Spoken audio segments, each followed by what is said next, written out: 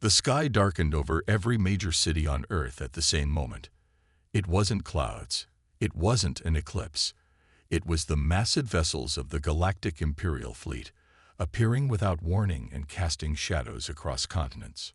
Captain James Miller was running tests on the experimental Earth ship Defiance near Mars when the call came in. "Captain, return to Earth immediately. This is not a drill." The voice of General Thompson was tight with tension. Miller had never heard the old general sound afraid before. "What's happening, sir?" "They're here, Miller, and they're not friendly." Miller turned to his crew, their faces reflecting his own mix of fear and determination. "Set course for Earth, maximum speed." As the Defiance raced back to Earth, Admiral Vex stood on the bridge of the Imperial flagship Conqueror looking down at the blue planet with cold eyes. "Another primitive world to add to the Empire," he said to his second-in-command. "They don't even have proper space defenses." "Should we begin standard invasion procedures, Admiral?" asked Commander Lunn. "No need for that yet. These primitives usually surrender when they see our ships. Send the envoys. Tell them the terms of their integration." The Imperial envoys arrived in sleek shuttles that landed on the grounds of the United Nations. They didn't ask permission.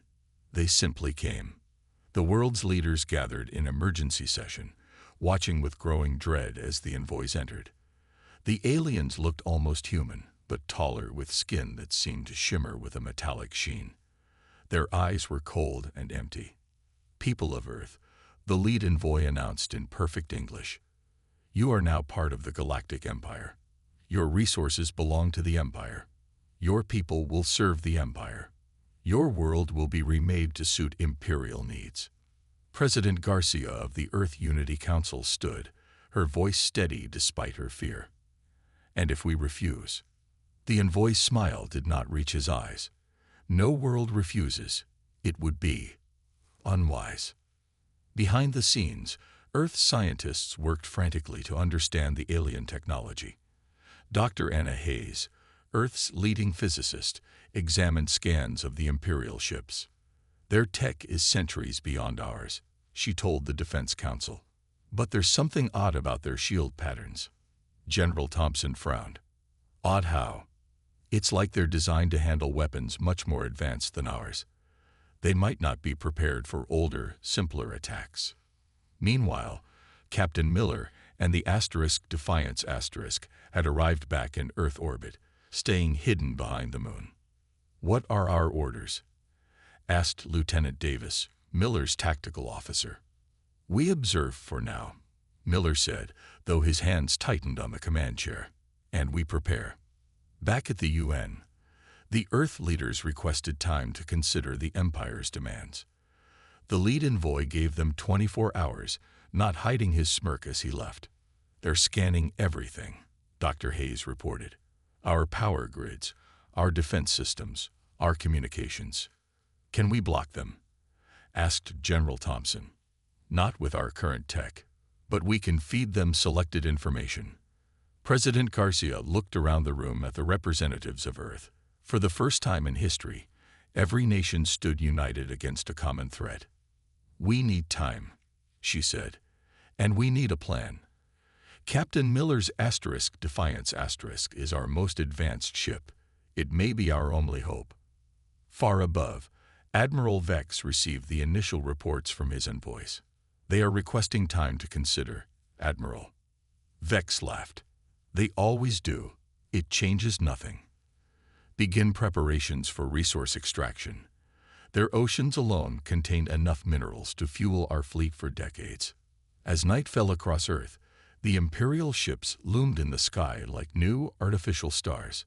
People everywhere looked up in fear, but also in growing anger. In the hidden base beneath the Atlantic, Captain Miller met with Earth's Defense Council. The Defiance was built to test new technologies, he told them. "It's not ready for war." "None of us are ready for this, Captain," President Garcia replied. "But war has come anyway." Miller nodded, his jaw set firm. Then we'll just have to get ready fast. Dawn broke over a changed Earth.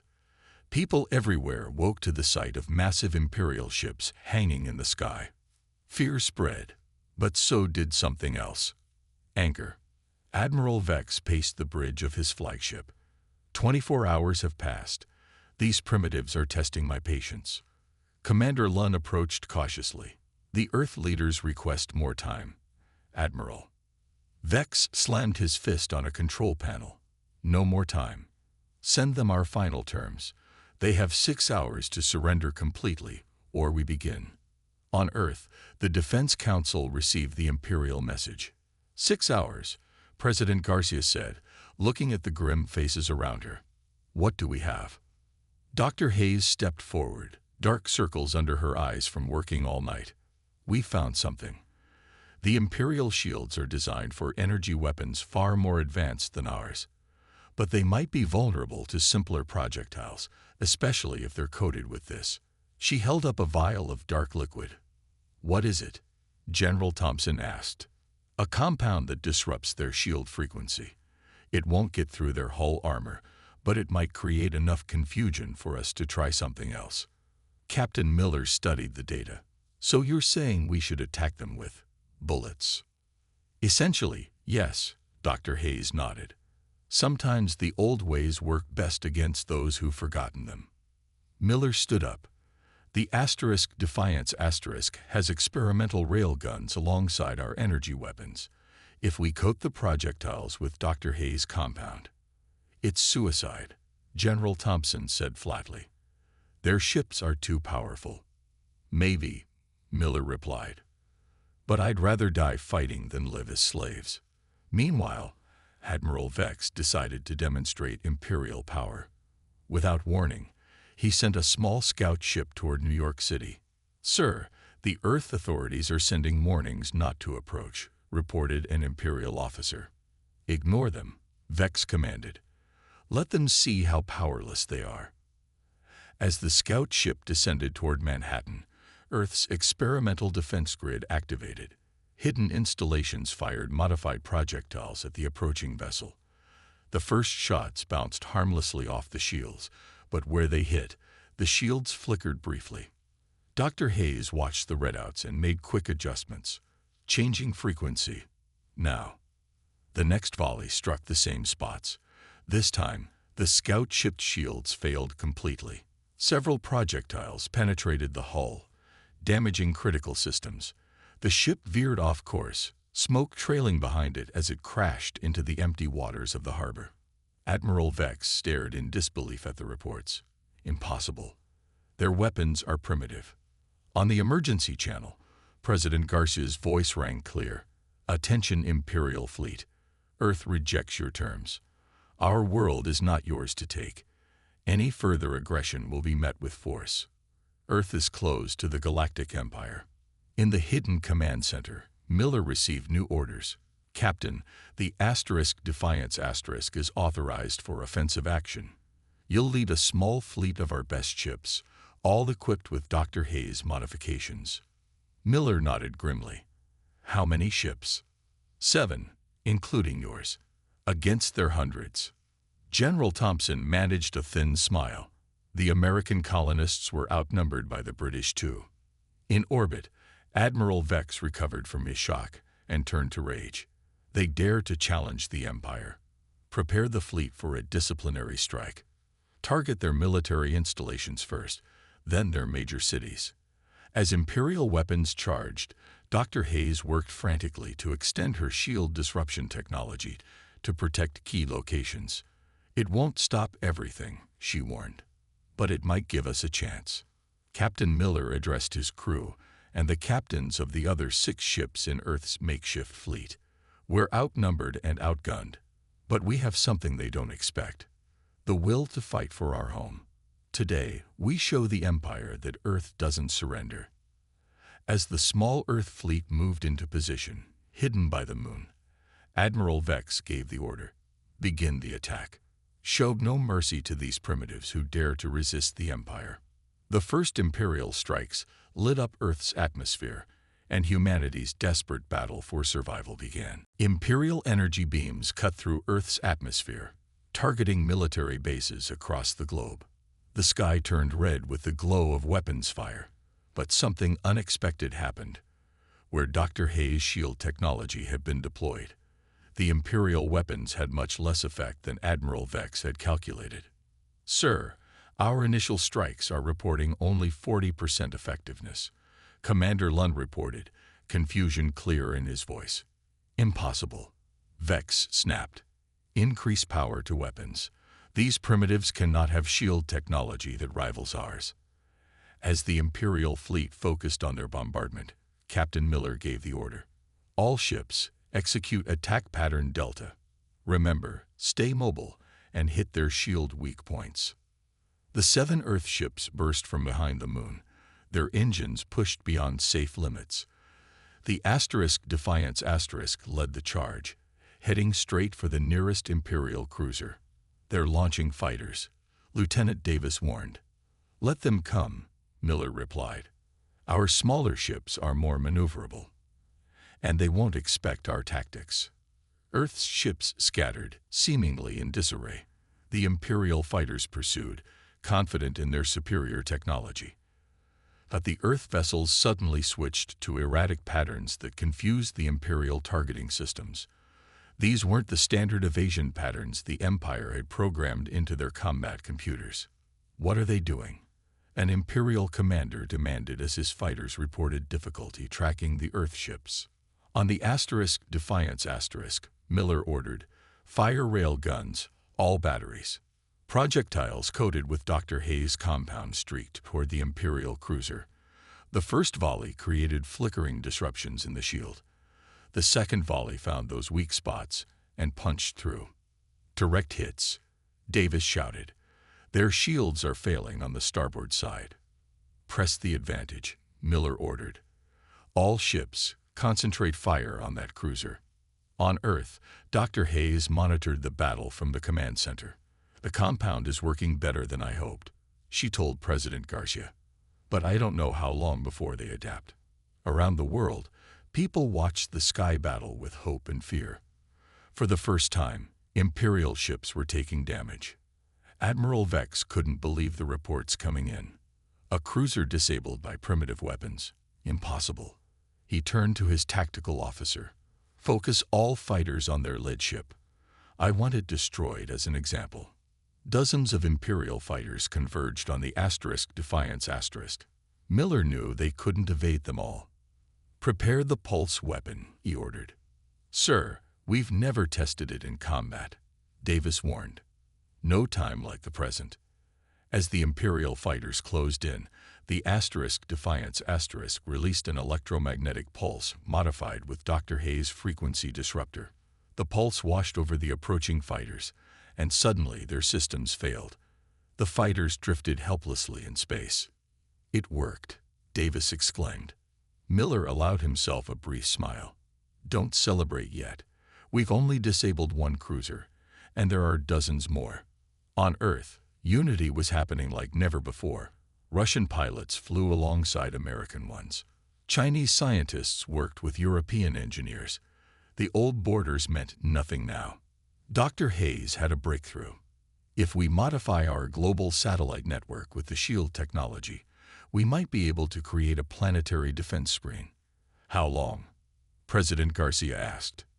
"Hours, maybe. But we need to keep the Imperial fleet busy." Admiral Vex was now furious. "Enough games. Bring in the heavy destroyers. We will teach these humans the price of defiance." As 3 massive Imperial destroyers moved into attack position, Miller knew Earth's small fleet couldn't stop them all. "We need a new plan," he muttered. Then he saw it, a pattern in the Imperial ship movements. "They're following standard formation protocols," he realized. "Lieutenant, get me a direct line to all our ships." "What are you thinking, Captain?" Davis asked. Miller's eyes narrowed. "If they want to play by the book, let's throw away the book. Tell our ships to prepare for Operation Hornet's Nest." As Imperial reinforcements arrived, Earth's tiny fleet regrouped for a daring attack that no Imperial commander could predict, because no one in the Empire's 1,000-year history had ever been crazy enough to try it. Operation Hornet's Nest begins now, Captain Miller announced to his fleet. Remember, we're not trying to destroy them. We just need to make them angry. The 7 Earth ships split into pairs, with the Defiance on its own. They darted between the massive Imperial vessels, firing their rail guns at specific points, not to cause major damage, but to be as annoying as possible. What are they doing? Admiral Vex demanded as alerts sounded across his flagship.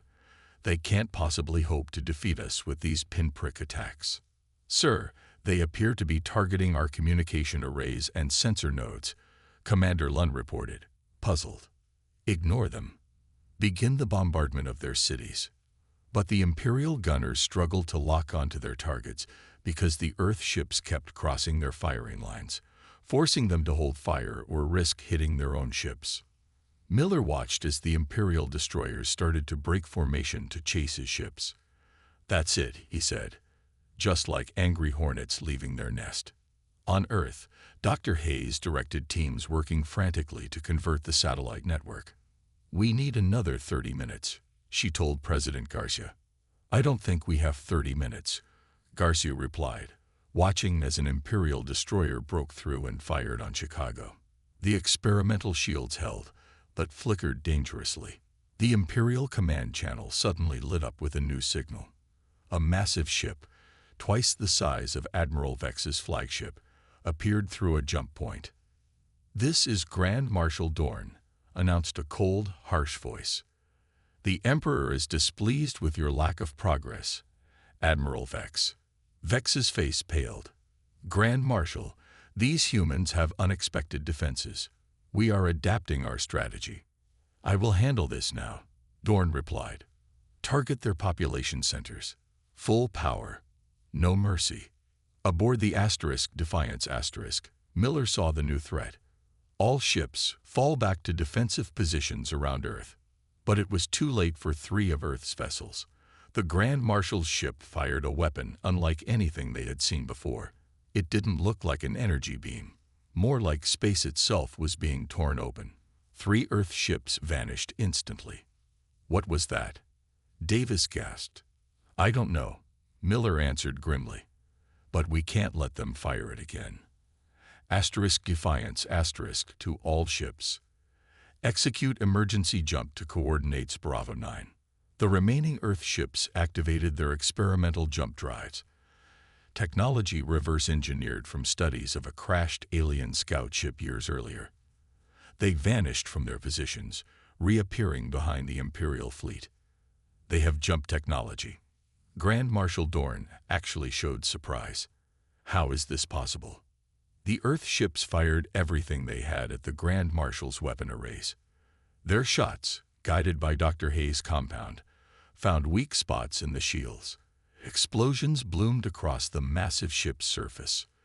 But the victory was short-lived. Imperial fighters swarmed the Earth vessels. The Defiance took heavy hits, its engines failing. We're dead in space, Captain, Davis reported. Miller grimaced. All functioning ships, jump back to Earth. Defiance will cover your retreat. But sir, that's an order, Lieutenant. As the other Earth ships jumped away, the Defiance faced the Imperial fleet alone. On Earth, Dr. Hayes received word of the Defiance's sacrifice. Her hands trembled, but she kept working. Activate the satellite shield network. Now, around the planet, thousands of satellites simultaneously activated with Dr. Hayes' technology. A shimmering barrier began to form in the upper atmosphere. Grand Marshal Dorn turned his attention to Earth itself. Enough of these games. Prepare the planet killer weapon. Admiral Vex stepped forward. Sir, that violates Imperial protocol for world conquest. I don't care about protocol. I want this resistance crushed now. As the Imperial flagship charged its main weapon, the satellite shield fully activated. The beam struck the shield. and reflected back. The Imperial ship rocked with the backlash of its own weapon. Impossible, Dorn roared. In the chaos, a damaged Earth ship managed to lock a tractor beam onto the drifting Defiance pulling it away from the battle. Miller, injured but alive, looked at his shattered bridge. What just happened? Davis, blood running down his face, smiled weakly. I think Earth just punched back, sir. Captain Miller woke in a makeshift medical bay aboard the Earth ship Freedom one of the vessels that had survived the battle. His body ached with every breath, but he was alive. Welcome back, Captain, said Commander Wilson, the Freedom's leader. We thought we'd lost you. The Defiance Miller asked. Wilson shook his head. Too damaged to repair quickly. But we salvaged something more valuable. He gestured to the doorway where a group of strange figures stood. Aliens of various shapes and sizes. Who are they? Miller asked, trying to sit up. Prisoners from the Imperial supply ship we captured. But here's the thing. They're not Imperial soldiers. They're slaves from other conquered worlds. One of the aliens stepped forward. Tall and slender with silvery skin, he spoke in halting English. I am Kelter, from the world of Alturas. For 3 centuries, my people have served the Empire. We heard rumors that Earth fought back. We did not believe it possible. Miller looked at the group with new understanding. How many worlds has the Empire taken? Thousands, Kelter replied. None have ever successfully resisted, until now. Meanwhile, Dr. Hayes worked in her laboratory beneath the Atlantic. The satellite shield had held, but Grand Marshal Dorn's forces had adapted quickly, finding ways to penetrate in specific locations. Earth had suffered heavy damage. President Garcia entered the lab, looking exhausted. How bad is it? They're probing for weaknesses, Hayes replied. But I found something in the Imperial communication systems we captured. She pulled up a display showing complex patterns. Their entire fleet communicates on quantum frequencies. If we could disrupt them. A virus? Garcia asked. Hayes nodded. Exactly. A quantum virus that could spread through their entire communication network. In orbit, Grand Marshal Dorn raged at his officers. How can one primitive planet resist us this long? Find their shield generators and destroy them. Admiral Vex studied the scan data. Sir, there don't appear to be central generators. They've distributed the shield projection across thousands of satellites. Then destroy the satellites. We're trying, but they're replacing them almost as fast as we destroy them. And Vex hesitated. What? Dorn demanded. Our supply lines are being hit. 3 supply convoys have been destroyed in the past day. What Vex didn't know was that Earth wasn't alone in these attacks. The Freedom and the remaining Earth ships had been joined by small vessels from other worlds, crewed by rebels inspired by Earth's resistance. Captain Miller, still recovering, met with the alien representatives aboard the Freedom. We've been fighting small guerrilla actions for years, said Kelter, but never openly. Earth has shown it's possible. We're barely holding on, Miller admitted. But you are holding, said another alien, a stocky blue-skinned being named Torque. News is spreading. The Empire can be fought. Dr. Hayes' virus was ready. Earth's remaining ships, now joined by a growing rebel fleet, planted the virus in every Imperial communication relay they could reach. How will we know if it works? President Garcia asked. We'll know, Hayes replied grimly. On the Imperial flagship, chaos erupted as systems began failing. We're losing navigation control, an officer shouted. Weapons systems offline, called another. Communications between ships are down. Grand Marshal Dorn turned furiously to Admiral Vex. What is happening? Before Vex could answer, a message appeared on every screen throughout the Imperial fleet. It showed Earth, surrounded by its shield, with words in the Imperial language that translated to, Earth declares, No entry for Galactic Empire. As Imperial ships drifted in confusion, unable to coordinate their attacks, something unexpected happened. The far side of the moon, which had always been hidden from Earth, began to move. What looked like the lunar surface split open, revealing a massive installation. "What is that?" Miller asked, watching from the Freedom asterisk. Kelter stared in amazement. "The Resistance deep base. We heard rumors it existed, but even we didn't know it was here." Enormous weapon arrays emerged from the lunar installation, targeting the Imperial fleet. They fired in perfect coordination with Earth's shields, which opened precise gaps to allow the weapons through. Grand Marshal Dorn watched in growing horror as his mighty fleet began to fall apart under the combined assault. "The Emperor must be informed," he said. "This is no longer a simple conquest. This is becoming a rebellion." News of Earth's resistance spread like wildfire across the galaxy. On 100 conquered worlds, slaves and servants looked up at the skies with new hope in their hearts. For the first time in centuries, the word rebellion was whispered openly. Captain Miller, now recovered from his injuries, stood on the bridge of a new ship. The Defiance I was built with both Earth and alien technology, stronger and faster than its predecessor. "Status report," Miller ordered. "The combined fleet is in position." Lieutenant Davis replied. 27 ships from Earth and 33 from other worlds. Miller nodded. It wasn't much against the thousands of vessels in the Imperial fleet, but it was a start. And the special weapon. Dr. Hayes says it's ready for testing. On the moon base, now revealed as the headquarters of a galaxy-wide resistance movement, Dr. Hayes made final adjustments to her newest creation. Using Imperial technology they had captured, combined with Earth's unique approach to science, she had built something the Empire had never seen before. "The disruptor is powered up," she told the resistance leaders gathered around her. "It should disable any Imperial ship within range without harming our own vessels." Kelter looked impressed. "Your people have done in weeks what we couldn't accomplish in centuries." "Sometimes fresh eyes see new solutions," Hayes replied. "But we couldn't have done it without your knowledge of Imperial systems." Grand Marshal Dorn had not been idle. After the embarrassing defeats, he had called in elite forces from across the Empire. His fleet had regrouped, adapted to resist the virus, and now prepared for a massive assault. "The Emperor himself is watching this operation," Dorn told his commanders. "Failure is not an option. We will crush this rebellion and make an example of Earth that the galaxy will never forget."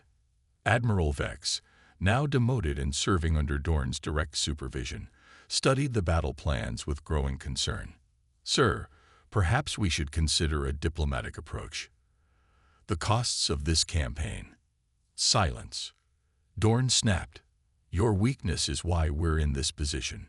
The Empire does not negotiate with primitives." On Earth, President Garcia addressed the United Nations. "Today we fight not just for our world, but for freedom across the galaxy. For too long, the Empire has crushed other civilizations. Together, we will show them that tyranny cannot stand against those who yearn to be free." The battle began suddenly, with Imperial forces launching a surprise attack against Earth's moon base. They had adapted their weapons to partially penetrate the shields, and explosions rocked the lunar surface. Miller led the counterattack, the Defiance I at the head of the Allied fleet. "All ships, attack pattern Omega. Remember, draw them into the disruptor's range." The smaller Allied ships darted between the massive Imperial vessels, drawing their fire and pulling them toward the hidden weapon. Dr. Hayes watched nervously as the Imperial fleet moved closer to the trap. "Just a little more," she whispered. Grand Marshal Dorn, sensing something was wrong, ordered a retreat. "Pull back to Sector 7. It's a trap." But it was too late. Hayes activated the disruptor, and a wave of energy unlike anything seen before swept across space. Imperial ships suddenly lost power, their engines and weapons going dead. The Allied fleet, protected by special shielding, continued to fight unaffected. "It's working." Davis shouted as Imperial ships drifted helplessly. Miller allowed himself a small smile. Begin Phase 2. The Allied fleet surrounded Dorn's flagship, the only Imperial vessel with enough backup systems to remain partially operational. Surrender, Marshal, Miller transmitted. You've lost this battle. On his failing bridge, Dorn refused to accept defeat. The Empire never surrenders. He ordered his remaining weapon charge, a planet killer that could destroy Earth even at the cost of his own ship. Miller saw what was happening. All ships concentrate fire on their main weapon array. The Allied vessels poured everything they had into the Imperial flagship. At the last moment, as the planet killer began to glow with deadly energy, their combined fire broke through. The weapon overloaded, creating a chain reaction throughout the massive ship. Grand Marshal Dorn's final transmission was cut short as his flagship erupted in a ball of blinding light. The Imperial fleet, leaderless and powerless, drifted in space. For the first time in 1,000 years, the Empire had suffered a major defeat. On Earth, people cheered as news of the victory spread. But Miller and Hayes exchanged knowing looks. This wasn't the end. The Emperor won't let this stand, Miller said quietly. Hayes nodded. No, this was just one fleet. He'll send everything he has now.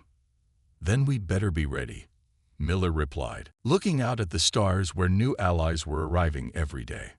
3 days after the defeat of Grand Marshal Dorn, sensors across the solar system lit up with warnings.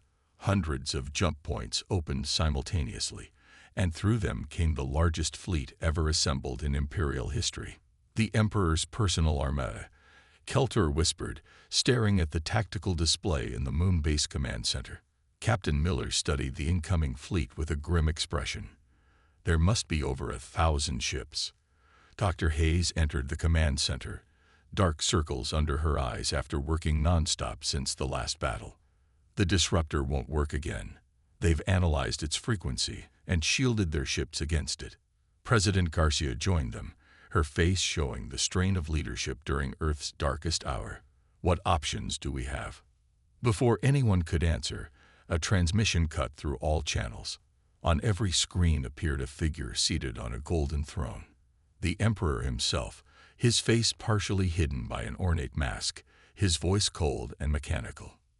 People of Earth and rebel worlds, your resistance ends today. I have come personally to oversee your destruction. Surrender now, and some of your people may be spared to serve the Empire. Miller looked at the others. I guess negotiation isn't an option. It never was, Keltor replied. Hayes stepped forward. There's one more thing we can try. I've been working on something new, a system-wide disruptor that works on a different principle. Will it stop them? Garcia asked. Hayes hesitated.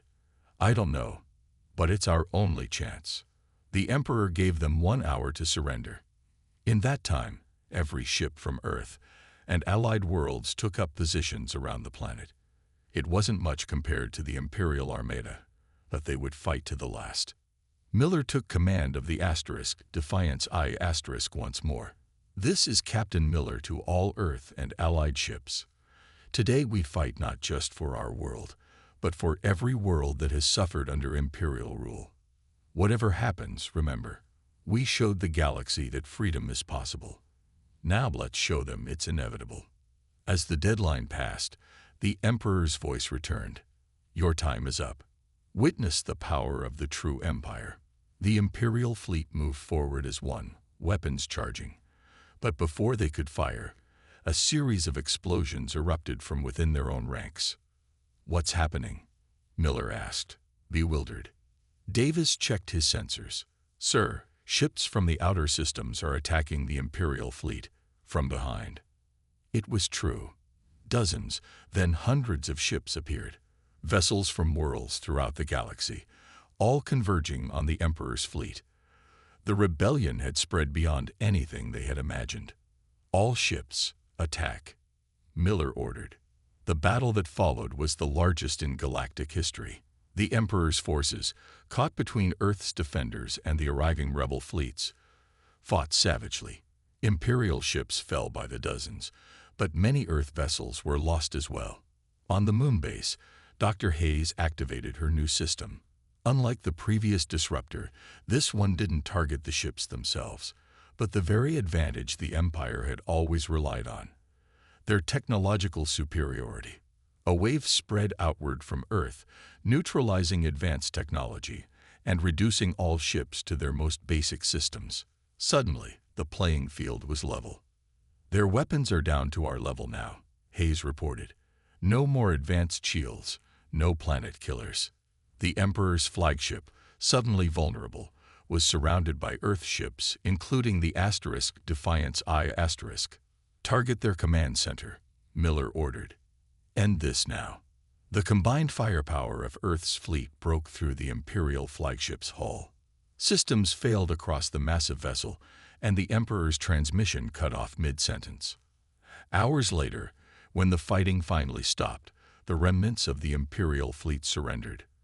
For the first time in 1,000 years, the Empire had been defeated. 1 month after the battle, representatives from 100 worlds gathered on Earth, the planet that had shown that resistance was possible. Captain Miller and Dr. Hayes stood beside President Garcia as a new galactic alliance was formed. "The age of empire is over," Garcia announced to the assembled delegates. "Today we begin a new era of cooperation and freedom among the stars." In a holding cell beneath the lunar base, Admiral Vex, now a prisoner of war, watched the broadcast of the ceremony. A guard noticed him staring. "What are you thinking about, Admiral?" the guard asked. Vex shook his head in wonder. How a primitive world at the edge of the galaxy changed everything. Perhaps they were never primitive at all. As the new alliance raised its flag, Earth's blue and green prominent among the symbols of 100 worlds, humanity took its place among the stars not as subjects, but as equals. And above it all, the message remained: Earth declares, no entry for galactic empire.